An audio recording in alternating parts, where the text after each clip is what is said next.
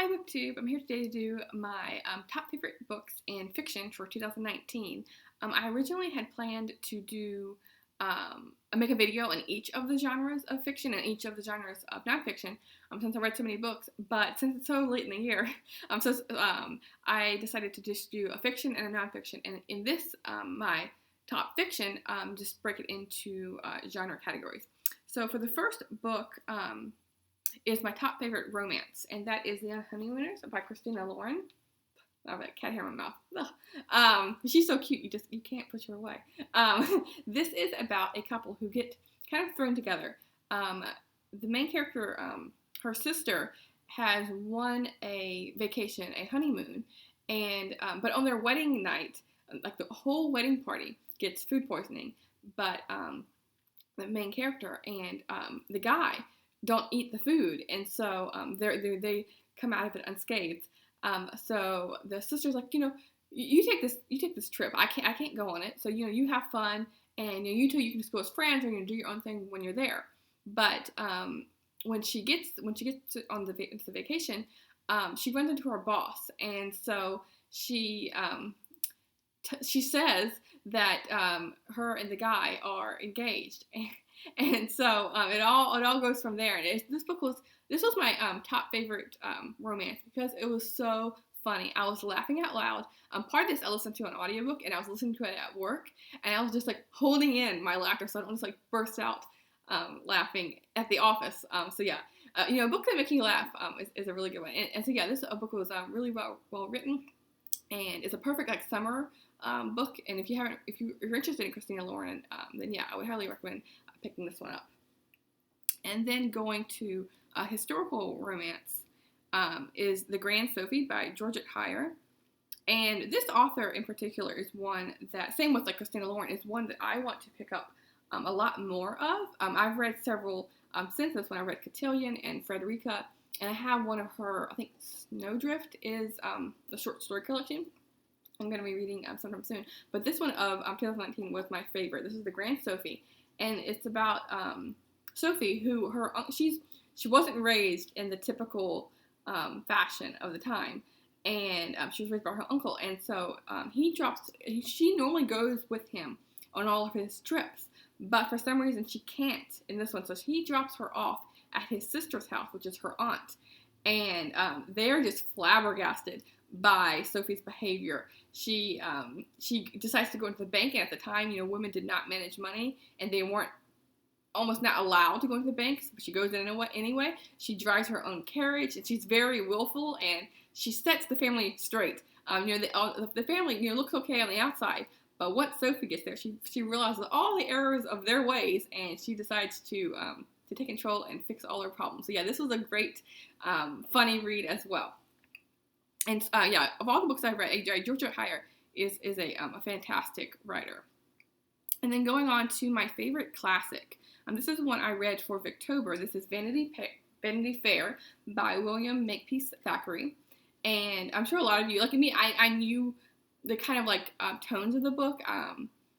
The main character, it reminded me a lot, and I knew prior to this of Scarlett O'Hara from Gone with the Wind.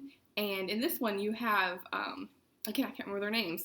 Becky Sharp, yeah. Okay, yeah, I should remember her. Becky Sharp, she is a very strong-willed character. Her opening scenes was just very memorable, and she was like really white. See if I can maybe turn that down a bit and see if that'll pick up better. But yeah, so she has her own way of doing things, and she doesn't really want to listen to authority. And her whole goal in life, she comes from nothing, and she's an orphan, and so she wants to make money. That's her goal. And then the other main character is Amelia, I think is her name, and she is a very nice, kind, sweet woman. And you follow these two characters as Becky Sharp is going up and up. No matter what she can do, she's going to get there. And then the other character is slowly going penniless through her actions and deeds, and she just kind of lets people walk over her. Whereas Becky Sharp, won't have that happen at all. So yeah, but then besides the storyline, the narrator, Thackeray, was just great. I'm not one to really like a heavy like satire story, But this is full of satire. It's very witty, and just the comments that he has, I mean, it makes it very relevant and to today. And it's like the Vanity Fair. It's like we're watching this story happen, and it could be at any time that the story is happening. And yeah, this was a great, surprising book. I did not expect it to like it as much as I did, and yeah, this was my favorite classic of the year. And then going to historical fiction. Is The Bookwoman of Troublesome Creek by Kim Michelle Richardson. And I had never heard of she's called like a blue, I can't remember what the disorder was called, but but in the book, and I guess in that region in Kentucky, they're called the blue people because I think it originated in France or something like that.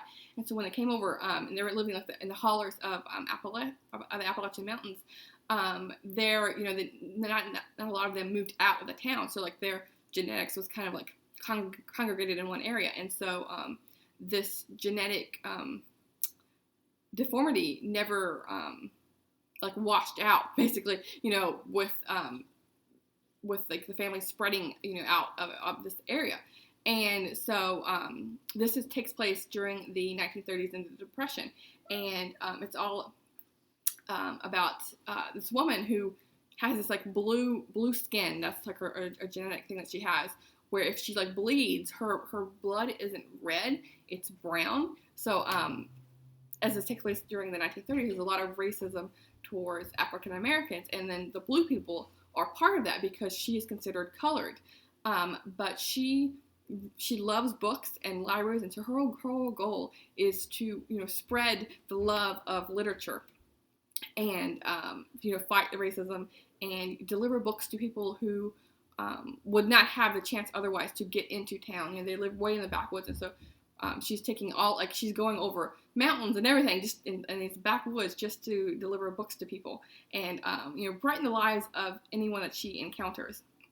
And so this program was set up by during FDR's initiative to get us out of the Great Depression during the 1930s. And so yeah, it kind of aligns with her whole goal of alleviating people's troubles through literature. And yeah, this was just a great story, and I learned a lot because it's historical fiction, so it's based on real life. And so in the back of the book, the author goes into detail on what inspired her to tell the story, and the blue people in real life, and FDR's initiative for bringing books to people. And then my favorite Amish Christian fiction story was Mending Fences by Suzanne Woods Fisher. And this is part of a trilogy. And when I looked at the author's work, it seems that her work is constantly in trilogies. And this is one of the first ones I've read of her. And I've since gone on to read the second one in this series that came out later, back in November, December. I picked it up in December. But anyways, I like this one because first it's easier to talk to you about it since it's the first one in the trilogy. But what stood out to me with this author with Amish fiction is her dose of reality. Because I know like Amish fiction, it can be, at least ones I've read, it can be very preachy, and I mean, yes, they feel separate from society with their rules and their beliefs, but this really, it made it more modern. Modern is probably the right term I'm looking for here, because the main character, he is an alcoholic, and so when he's introduced into the story, he is getting out of rehab and staying with someone in their Amish village to just out of rehab.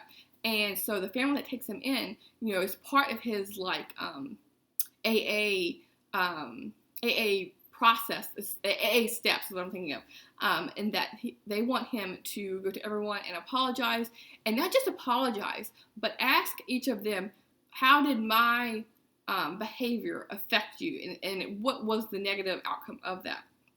And so yeah, I really like that story. And then also the people that he's staying with has a woman who was not raised Amish, but she is kind of seeking asylum there and really loving the simple way of life, and wants to pick up, that become one of the members of the church.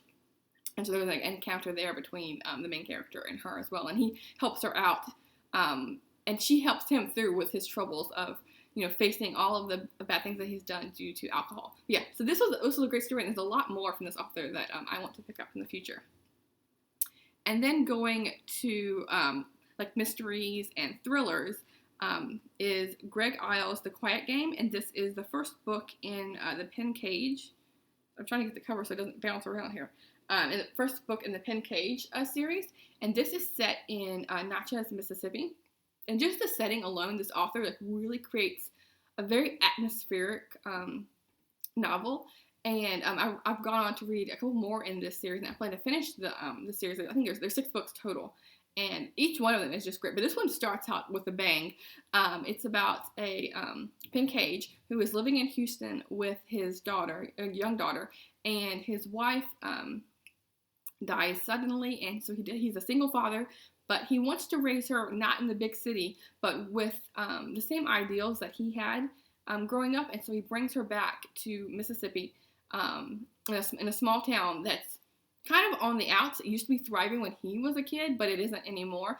And so he wants her to be influenced by his parents. So it's her grandparents. But the idyllic life he wants for her isn't going easily because when he gets there, he's uncovering all sorts of mysteries, and so I don't want to spoil anything with the story because it is the beginning of that doesn't sound like a thriller, but it goes off from there. There is J. Edgar Hoover is involved, and the FBI, and all sorts of things, all sorts of shenanigans happen. His ex lover from high school comes into play, and she's a real I don't know what to call her, but yeah, she was interesting.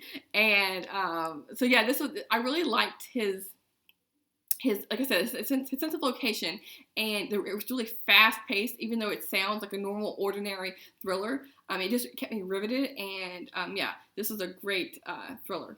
And I'm sorry for not describing it as best as I could, but it's hard with thrillers. I don't want to give any plot points away, because that's all part of unraveling the story. The next one is my top fantasy pick, and this is the 5th season, and this is the first book in the Broken Earth series, and this is by N.K. Jemisin. And this was interesting because it wasn't your standard magic system at all. It was a future Earth, I guess you could call it, and it's like an apocalypse every, I don't know, like 10, 20 years there. And so you never know if your life is going to continue one day to the next, basically. And the apocalypse is really, the whole Earth was ravaged with earthquakes. And so it's a very unstable place to be. And what's interesting about this author is she decided to break the story down into 3 different people. And one of them she tells in second person, which was very interesting way of telling us a fantasy story.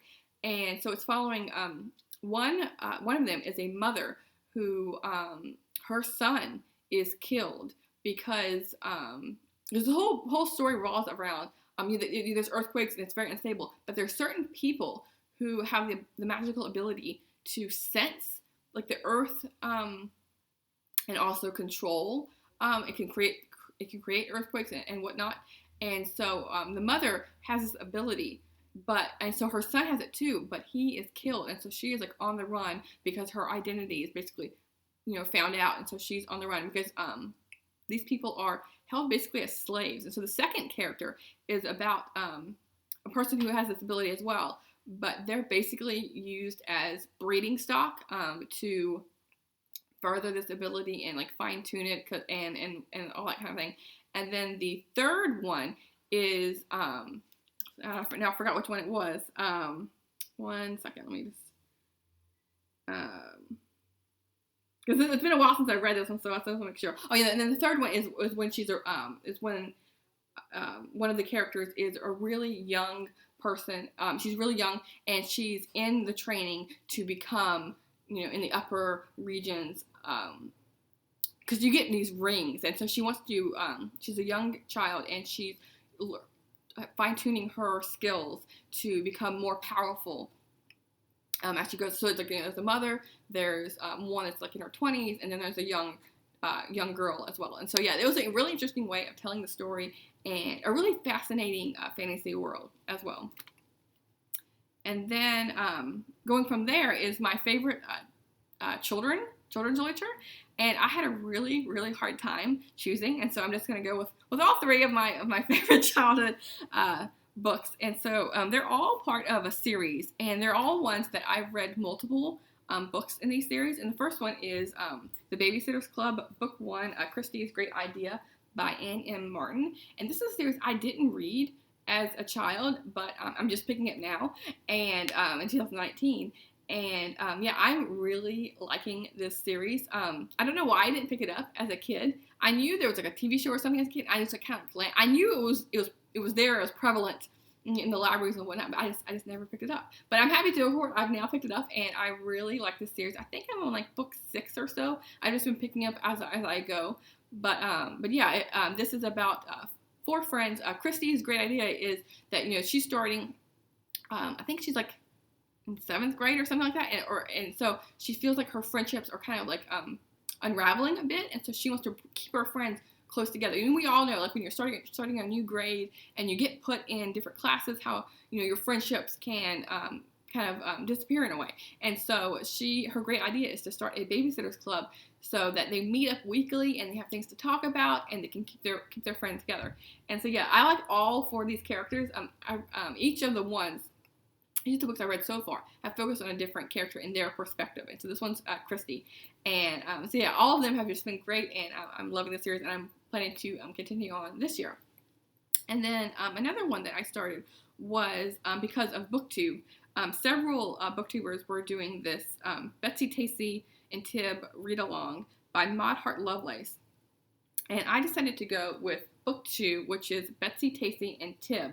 And I read all the ones in the series except for the ones that didn't focus on the trio, Betsy, Tacy, and Tib. It was like people, I can't remember, but yeah, anyway, so I focused on the main series, but there's like outliers that I didn't get to because my library didn't have them. But I liked them when this follows them chronologically. So I like the first 4 books when they are younger.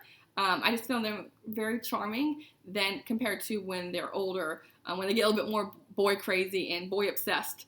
But yeah, and so in this one, this is the second book when you're introduced to Tib, and this is set in Minnesota, and I can't remember the town it's modeled after. Mankato.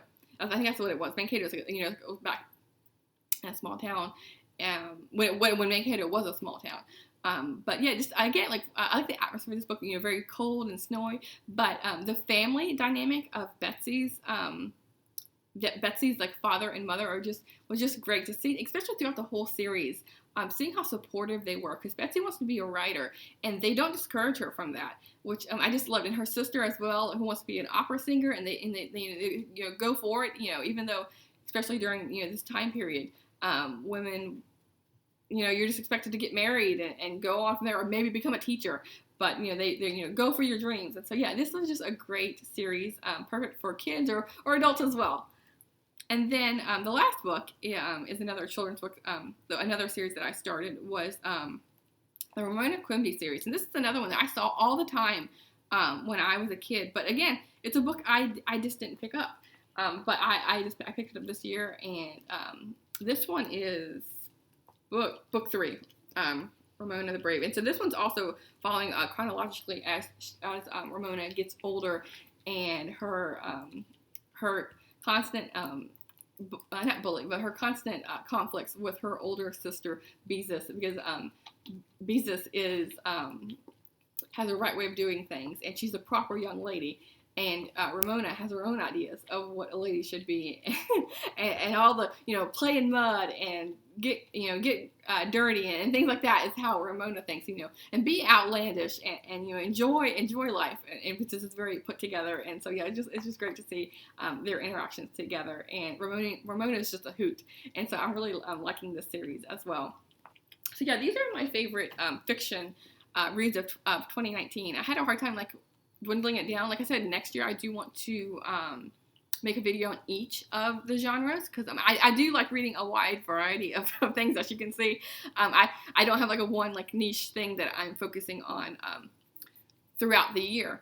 But yeah, what I want to do is also like track my reading, because I didn't this year. I didn't track like how many fantasies did I read, how many romances, how many, whatever, classics. I didn't track that at all. I have a rough idea. So I would like a concrete number too, so I can talk about that as part of my year-end wrap up. But anyway, I'll let you go now, and then my next video, and this will be my nonfiction series, which I think honestly will be a little bit harder for me to pick. I like all of my reading, fiction and nonfiction, but the nonfiction I think sticks with me more because I learn a lot from it. And so yeah, it's gonna be hard for me to pick 10 books for that, but we'll see how I do. But anyway, thanks. I'll see you soon in book 2.